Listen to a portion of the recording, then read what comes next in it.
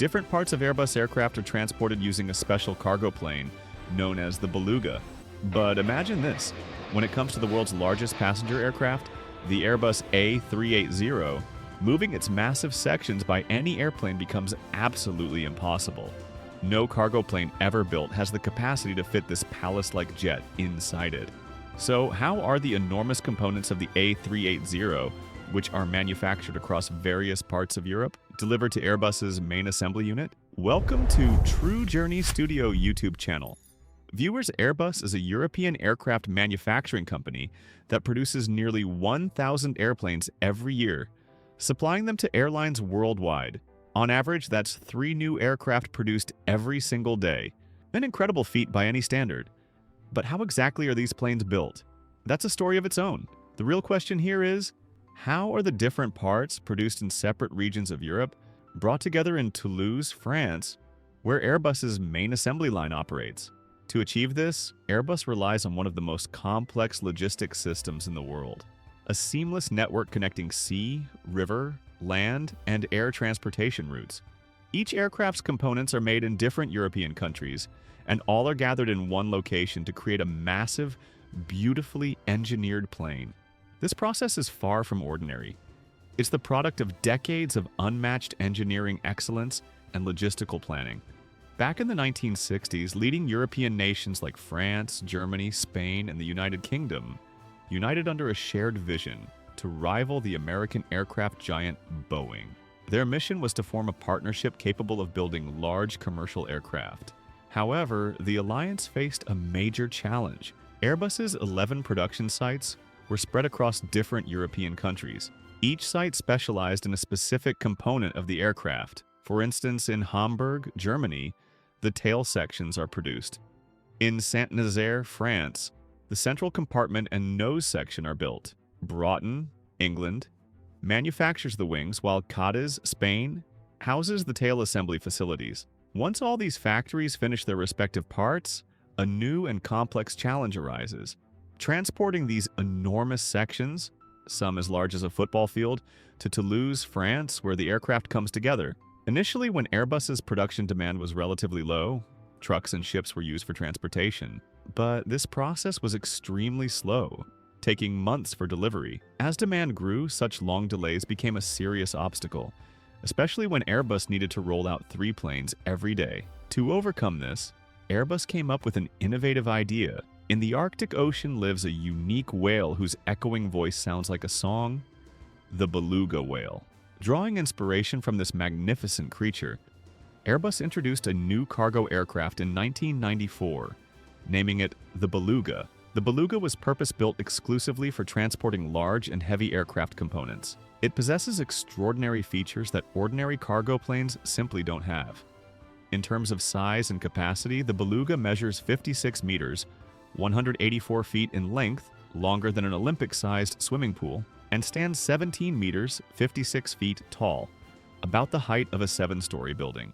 The cargo bay inside the Beluga is so enormous that it could easily accommodate 182 Suzuki Alto cars. One of its most remarkable features is its nose section, which opens upward like the hood of a car. This smart design allows aircraft parts to be loaded and unloaded with incredible ease.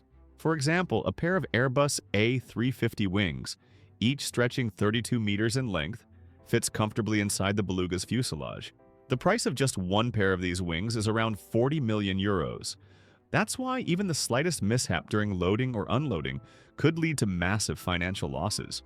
To avoid this, Airbus enforces strict safety protocols, ensuring every step of the process is handled with extreme care. In terms of efficiency, the Beluga revolutionized Airbus's transportation system. Parts that once took months to arrive in Toulouse via trucks or ships could now be delivered across Europe in just 2 hours. This incredible speed ensured that Airbus's assembly lines never had to pause or slow down. Following this success, Airbus introduced an even more advanced version in 2014, called the Beluga XL. This new model could carry larger and heavier components, further boosting production efficiency. Everything was going perfectly until 2004, when Airbus unveiled the world's largest passenger jet, the Airbus A380.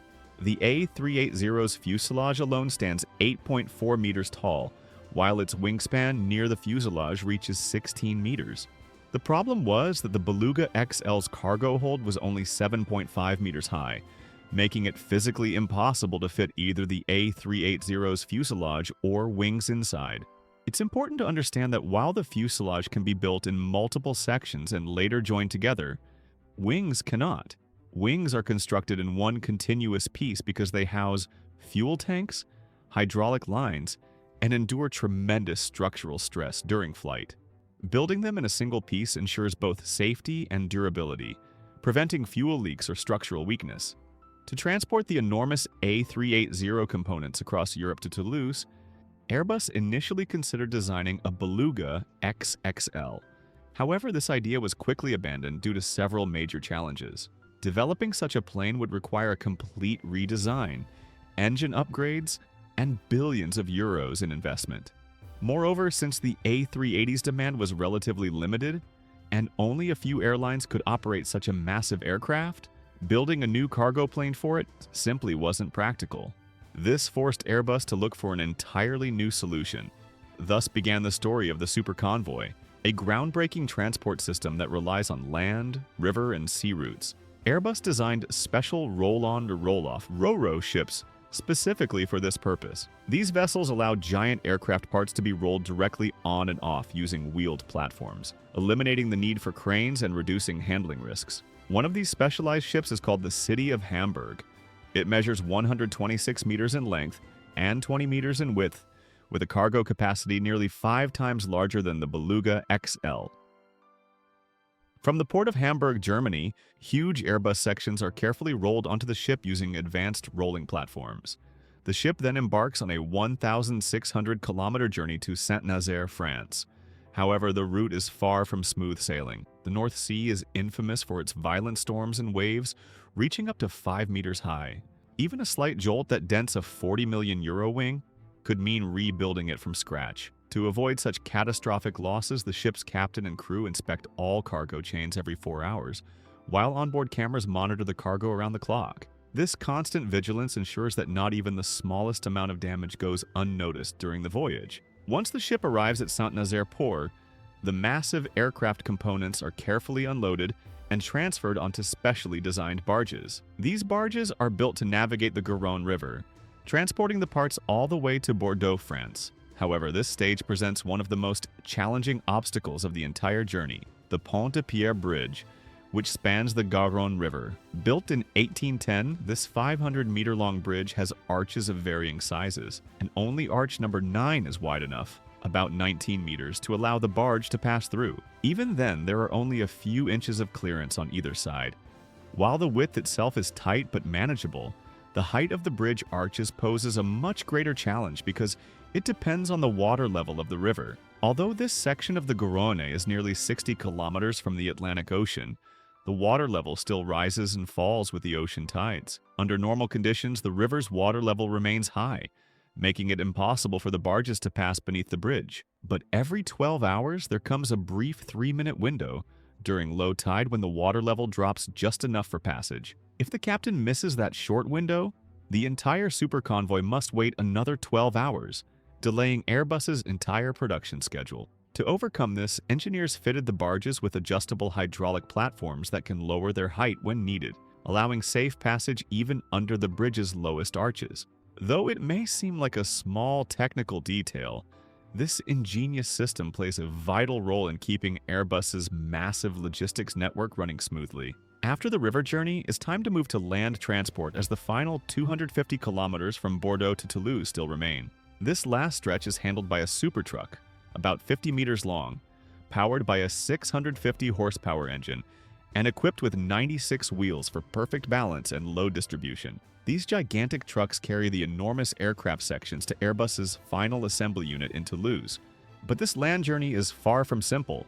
To minimize disruption, the convoy travels only at night, when roads and highways can be safely cleared. Traffic is halted, and a team of 40 experts, including police officers, engineers, and escort vehicles, accompanies the convoy throughout the trip. The most difficult moments come when navigating tight roundabouts and narrow city corners. Some wings extending up to 15 meters beyond the truck's rear pass just a few centimeters away from trees, lampposts, and rooftops. Each movement is carefully calculated, ensuring that these multi-million-euro aircraft components reach their destination without a single scratch. Finally, when all the massive components arrive at the Toulouse assembly unit, they are assembled within just a few hours thanks to Airbus's advanced high-tech systems. To join the fuselage of the Airbus A380, the world's largest passenger aircraft, engineers use over 19,000 rivets. Additionally, more than 4,000 rivets are required to attach the wings securely to the fuselage. Once the engines, electronics, interiors, and paintwork are completed, the aircraft is ready for delivery. From the manufacturing of its parts to transportation across Europe and final assembly, the entire process of building an Airbus A380 takes approximately 9 months. So far, only 251 units of the A380 have ever been produced, since its size and operating costs make it suitable for only a few major airlines. Interestingly, around 50% of all A380s in the world are owned by Emirates Airlines alone. The Airbus A380 can carry up to 850 passengers in a single flight. Its takeoff weight is nearly 575,000 kilograms, which is roughly equivalent to the combined weight of 300 SUVs. When it comes to price, a single A380 costs around $445 million, enough to buy 5 Boeing 737 aircraft. So, the next time you board an Airbus, you'll know the passion, teamwork, and engineering precision behind its creation, and how each of its parts was transported through sea, river, and land, overcoming extraordinary challenges to bring this engineering marvel to life. Don't forget to subscribe, like, comment, and share our video. Thanks for watching.